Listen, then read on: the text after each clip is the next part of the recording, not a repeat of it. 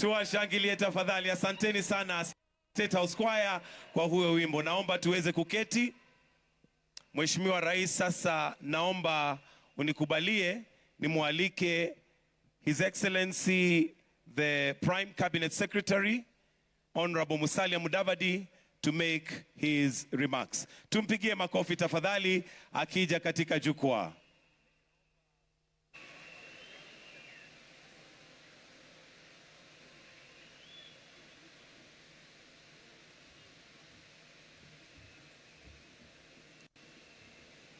Your Excellency, the President of the Republic of Kenya, Honorable William Samoei Ruto, Your Excellency, the First Lady, Madam Rachel Ruto,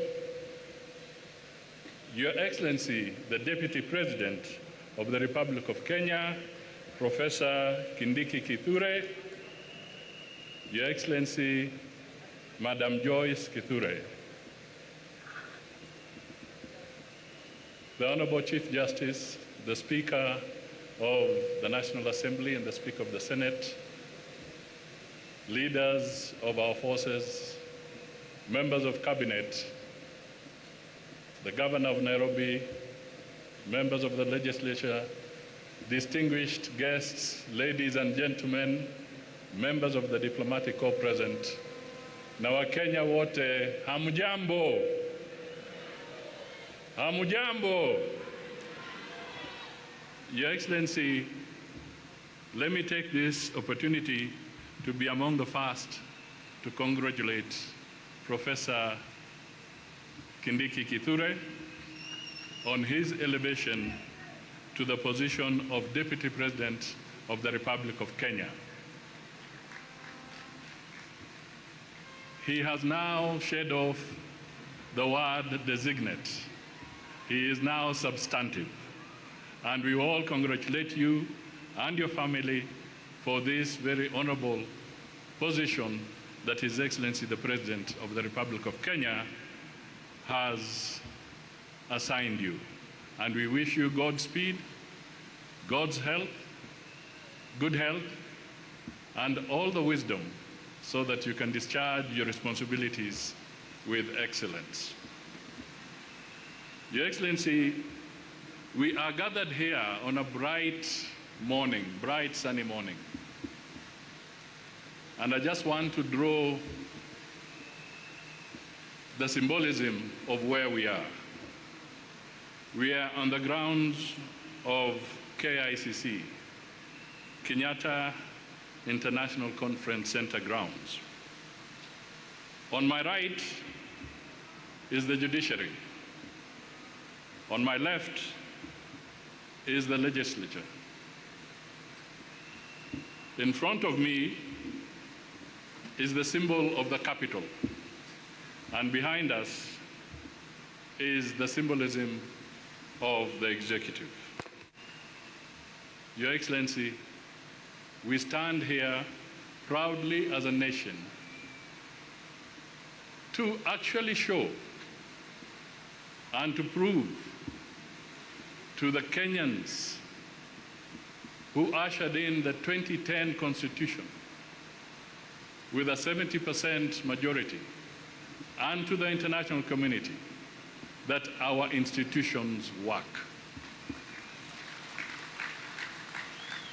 I would like to repeat that our institutions work.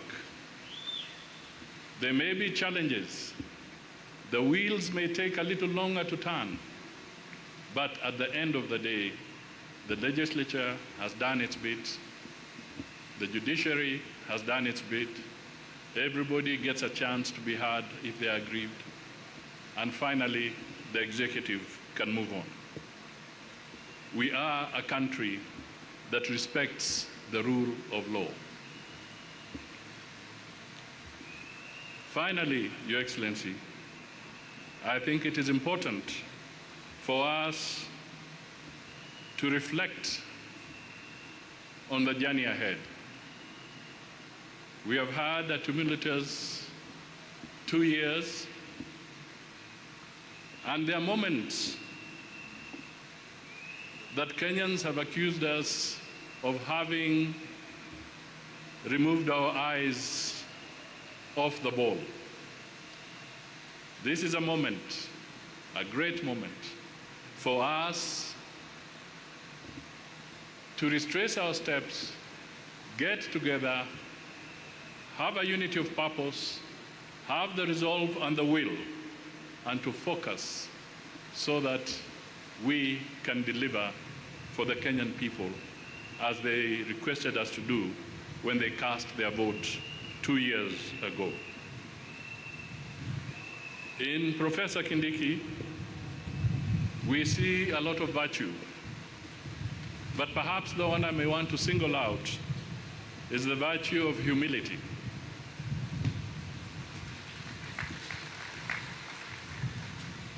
And simplicity. He does not walk around with airs around him. This is a very important virtue.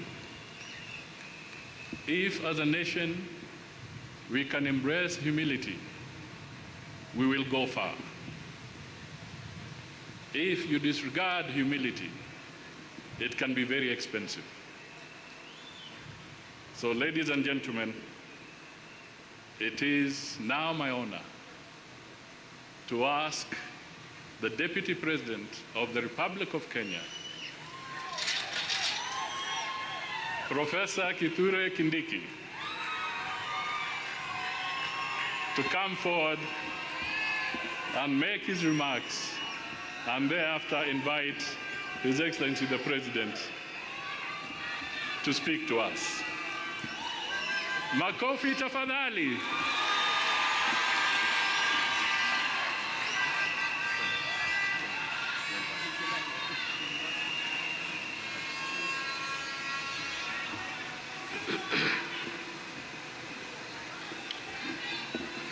Your Excellency President William Ruto, Your Excellency First Lady Mama Rachel Ruto, all protocols as already established, I ride on them. No arms of government or agencies and the representations of foreign and friendly countries present. Your Excellency, sir, words fail me to explain how grateful I am today. I'll say that I am grateful to Almighty God who orders the steps and the affairs of every human being on earth. I am grateful to you, sir, for the honor you have given me to serve under you. Your Excellency, I've been your political student for nearly 20 years now, and nothing in the political space has helped me to pick up lessons more than the years that I have worked and served around you in various capacities. Therefore, Your Excellency, I'm grateful for the honor which you have given me.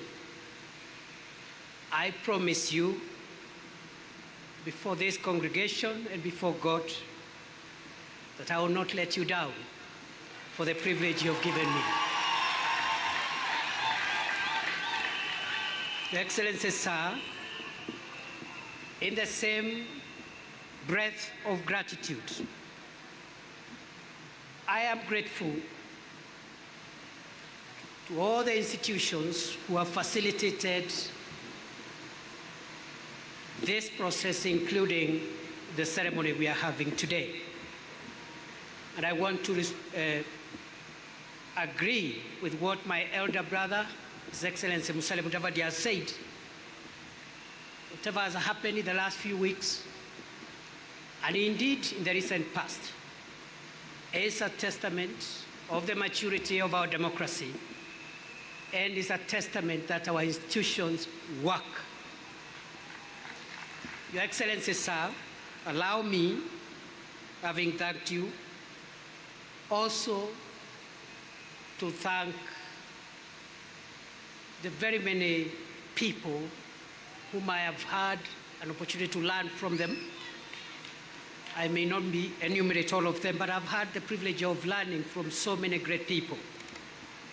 And even as we celebrate our Constitution and our democracy, I pay tribute to those who purposed to fight for and defend the establishment of our country and our constitutional order. I am grateful to those who are responsible for creating the Kenya that we live in today, in the past and in the present. I am grateful to those who fought for this Constitution, and I am grateful to all heroes of our country in the past and in the present. Your Excellency, I am grateful to this country for raising me. And I've had so many people to help me grow into who I am today.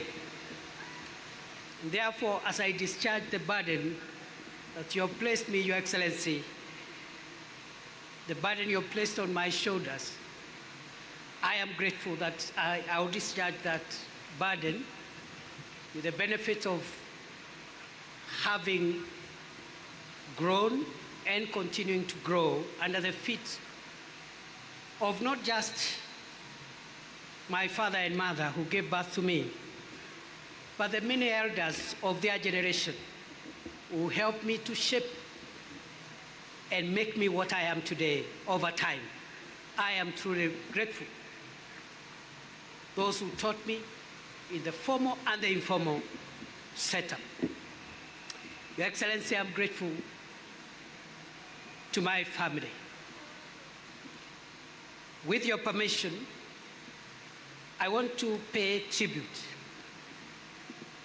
to 4 people who have made huge sacrifices, especially in the 14 years, 15 years or so I have been in politics. Before then, I had spent a decade in academia, and of course, I'm also grateful to the professors and the colleagues with whom we worked with. But allow me, Your Excellency, today, on a moment like this one, to thank my wonderful wife, Joyce Kithure, a woman who has sacrificed, a professional in her own right, but who has sacrificed to raise our 3 children, Imani, Neema, and Mwende. Many, many, many days and nights of my absence as I served the country in different roles. I am very grateful to my wife and the children for being the foundation and providing the support that I have always required as I navigate this difficult space of public service. Having finished with gratitude, Your Excellency, I'll say 2 things before I invite you. The first is to affirm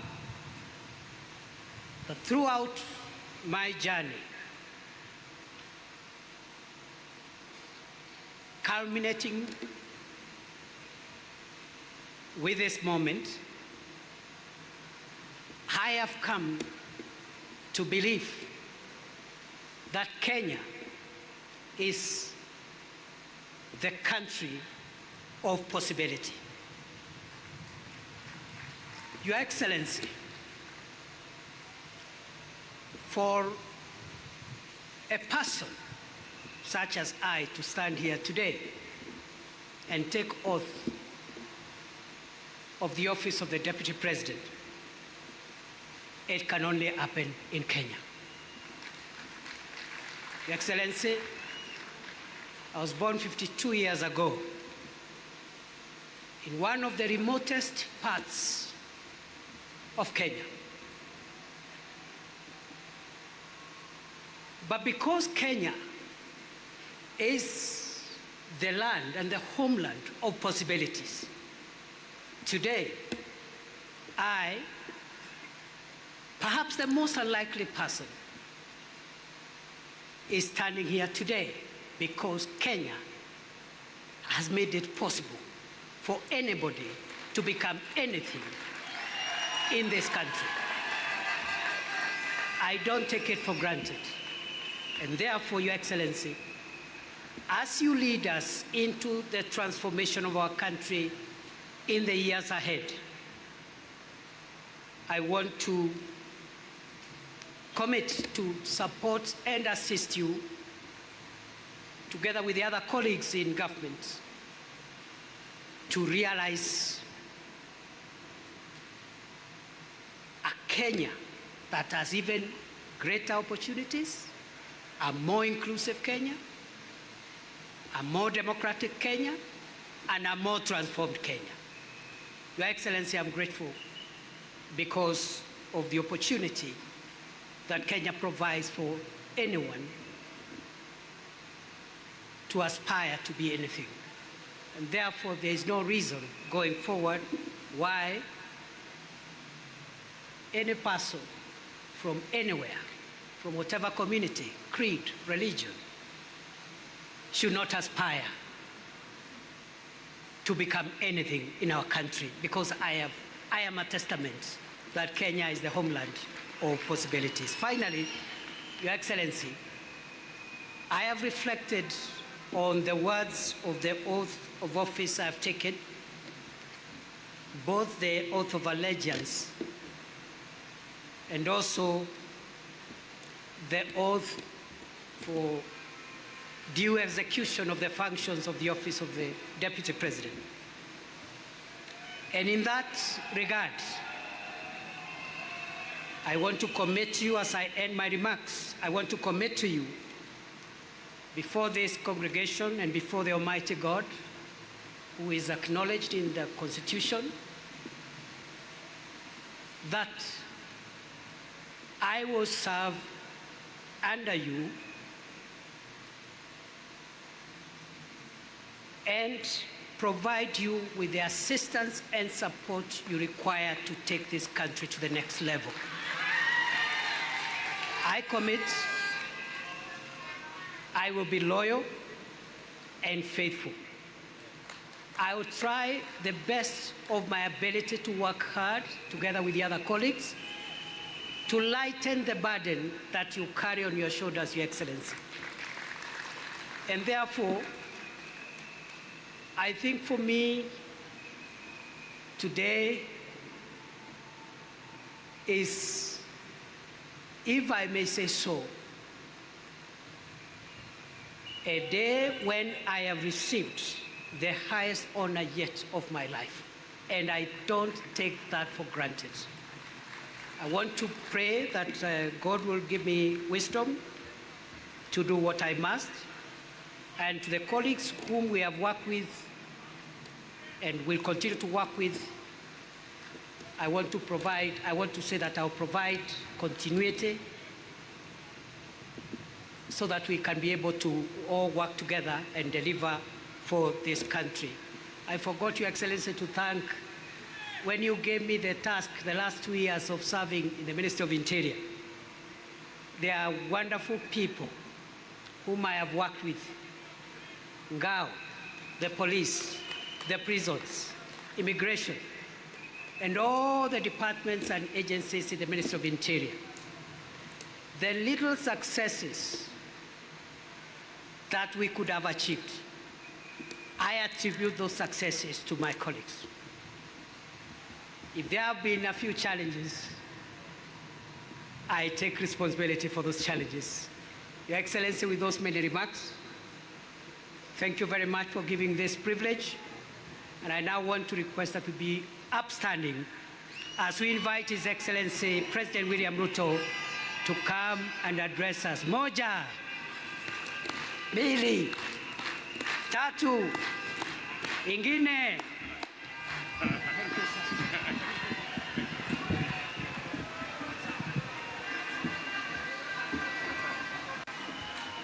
Asante sana.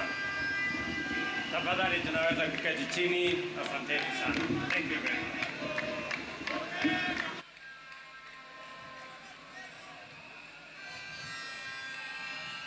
Your Excellency,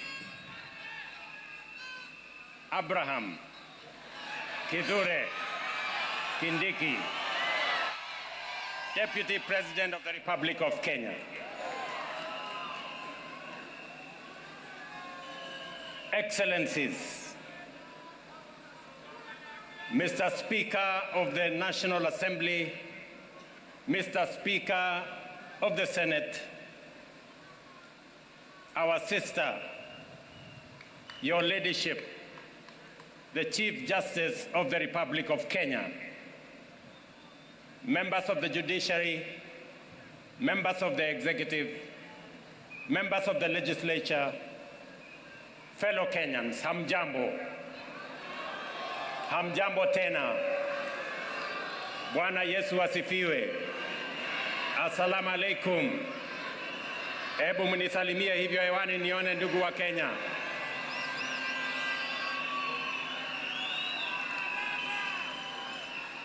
I am proud to witness the swearing in of the Honorable Abraham Profesa Kithure Kindiki as the third Deputy President of the Republic of Kenya under the 2010 Constitution. I know him as a dedicated professional whose commitment to excellence has helped us overcome daunting challenges, and as a tireless public servant on the path of national leadership. Abraham is also a patriot whose dedication to cohesion, national unity, and inclusivity is beyond reproach, an effective champion of peace and stability, and across every part of our country, and a loyal steward of our bottom-up economic transformation agenda, whom together with many others, we crafted to take our country to the next level. Over the past 2 decades, I have had the privilege to witness Professor Kindiki's work as a professor, litigation lawyer, consulting attorney, senator representing Tharaka Nithi, Majority Leader of the Senate, Deputy Speaker of the Senate, the most recently as Cabinet Secretary. I can confirm that in all these roles, he has demonstrated exceptional dedication, high competence and professionalism, and consistently delivered results beyond expectations. Professor Kindiki is a highly qualified and outstanding scholar, advocate and public servant, whose career has been defined by exemplary achievements which demonstrate his vision for positive change and commitment to high standards of efficiency in the performance of his duties.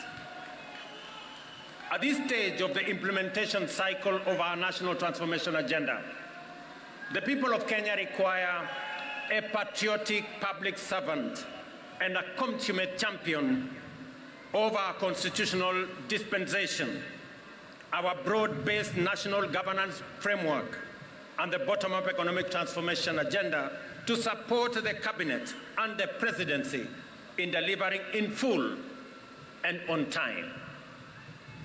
This moment calls for an individual who takes pride in a job well done, and is humble enough to be a loyal servant of the people, and who is selfless enough to reach out and mobilize the entirety of government towards delivering for Kenya. Experienced enough to understand the importance of engaging all sectors of our economy to drive transformation, and committed enough to serve professionally, with loyalty, and most importantly, with integrity. I am delighted to affirm that our coalition, and indeed our nation, is blessed with many professionals who meet all these criteria. Among them, Abraham Kithure Kindiki stands out for his exceptional qualifications, extensive experience, and wide-ranging accomplishments. I am honored that he is available. He has told me he is ready, and I know he is willing to serve as my deputy. Professor, my young brother, let me call you Abraham K, or Abra K. Welcome to the service of this great nation, Kenya.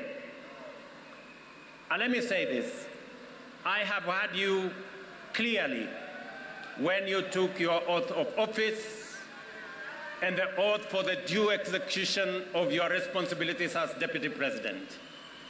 You have said two fundamental things in your oath. Kenyans were listening, I too was listening. You said that you will serve the people of Kenya and the Republic of Kenya. Abrake, please serve the people of Kenya and the Republic of Kenya. As I told our principal secretaries, as I told our cabinet secretaries, and as I tell every public servant who has a responsibility, who has a duty, who has the honor to serve our nation, let us serve the people of Kenya and the Republic of Kenya. We are not here to serve ourselves or our families or our communities or our regions or our villages. We are here to serve the Republic of Kenya and the people of Kenya. The second thing that you have said in your oath, I said in my oath, I listened to principal secretaries and cabinet secretaries and others. You have said you will serve without fear, without favor, without affection, and without ill will. My brother Abrake, I listened to you. The people of Kenya were listening to you. Serve without ill will, without favor, without affection, and without fear. So that together, the people of Kenya can know that their public servants, all of us, elected, appointed in different categories, shall know that we have one nation, one country, one people, and we are called upon by the Constitution of Kenya to serve them without bias, without fear, without favor. And let me undertake in this very historic national ceremony to the people of Kenya. And I say this as MCAs listen to me, as members of parliament listen to me, as members of the executive listen to me, those in the judiciary, and those in the executive, that the people of Kenya, it doesn't matter, those who live near our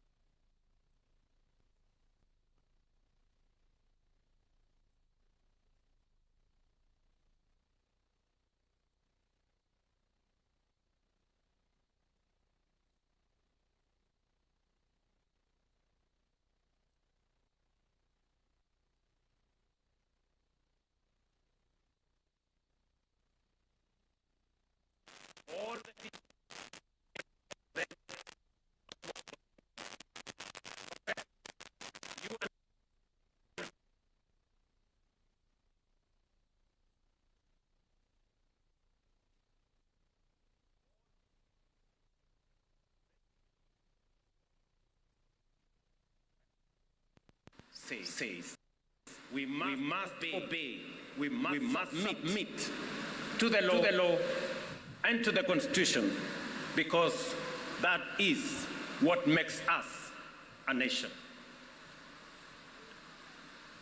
Let me say this as I conclude.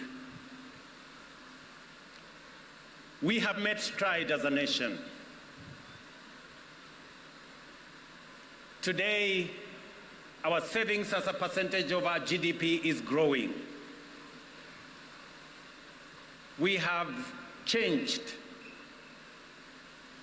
and we have transformed our education system. Today, we have more teachers. We just announced another 20,000 teachers. We have a new funding model that is student-based, which we are refining to make sure that no child in Kenya is left behind. My dear Professor Kindiki, I need your voice.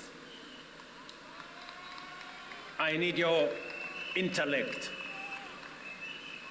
to help me and to help members of our cabinet to profile the things we are doing, to speak to the things that we are doing. I have almost become a lonely voice in the executive, especially in the presidency, speaking about our projects, speaking about our programs, elaborating on what we are doing. You are eloquent, my brother. You're intelligent, my brother. I am confident that you will do that which I have missed for the last 2 years. I know you will.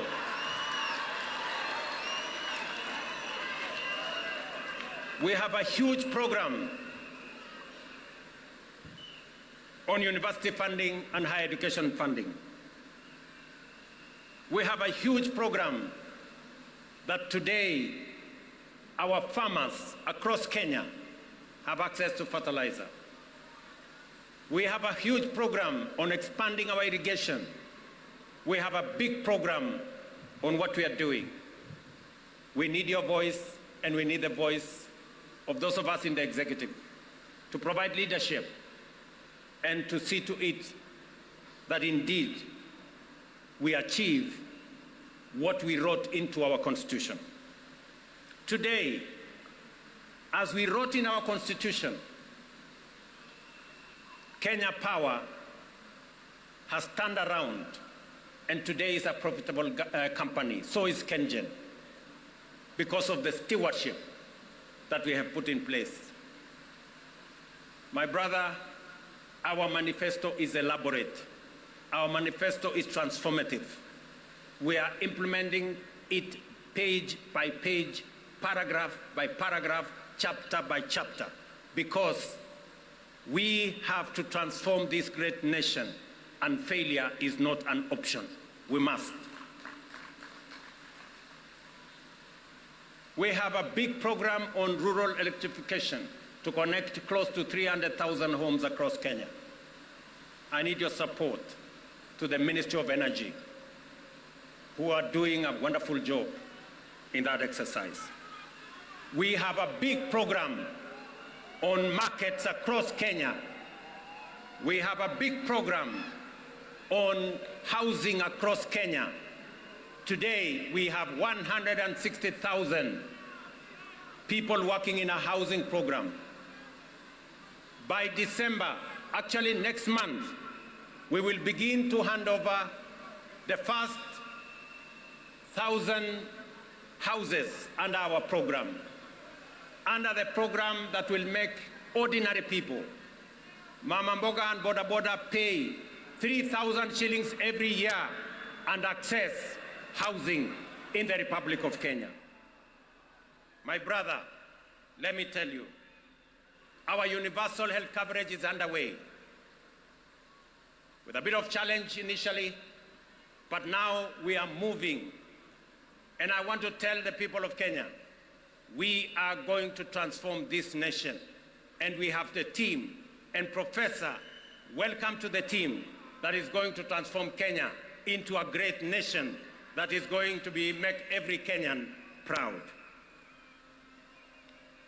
Let me conclude by saying we have what it takes to transform the Republic of Kenya. And I am committed to making sure that whatever it takes, whatever decisions that have to be made, we will make them so that our nation can truly be transformed. As I talk to you, 10,000 young people are now engaged in climate works in Nairobi. We intend to take that in the next few months into 40 and 50,000 young people. And I commit to the people of the great city of Nairobi that we are going to clean the Nairobi River and we are going to transform it into a better, different causeway as we transform the city in the sun, the headquarters of the environment in the world, where we have UNEP in Nairobi.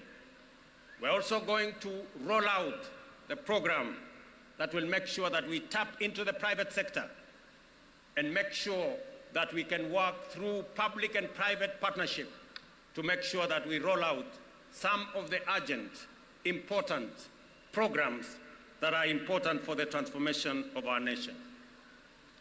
Let me conclude by asking all of us, members of the legislature, members of the judiciary, especially our investigative institutions, to make sure that we ensure that public resources are used efficiently, effectively. I call upon the Office of the Director of Public Prosecution, the offices of the DCI and the offices of the IG to work with the judiciary so that the corrupt can be firmly, decisively dealt with in the Republic of Kenya, and the citizens of the Republic can get their due in the expenditure of public resources. I know that of recent, we have seen incidences of our girls, our mothers, our women who have been murdered in cold blood. And let me say this, that the DCI and all the investigative authorities in the Republic of Kenya must stand up to these criminals, and we must deal decisively and firmly. And I want to ask us as a society to be careful with strangers, to be careful with people who will lure our women into situations decisively and firmly. And I want to ask us as a society to be careful with strangers, to be careful with people who lure our girls, our women into situations that compromise their security. But we must be on the lookout, all of us as a nation. This is yet another moment. This is yet another beginning. And I am confident that we are going to take Kenya to the next level. Professor Kindiki, as you and all know, there is much to be done to fulfill our commitments and set our nation on the path to prosperity. I expect you to embark on your duties with dispatch and zeal. I wish you success as you begin your service in the high office you have assumed today. May God bless you. May God bless your family. And may God bless our great republic, the nation of Kenya. Asanteni sana, Mungu awabariki, na tutasonga mbele pamoja. Asanteni. Naomba sote sasa tusimame wima kama ishara ya uzalendo wetu. Tumalizie kwa wimbo wa taifa. Wimbo wa taifa.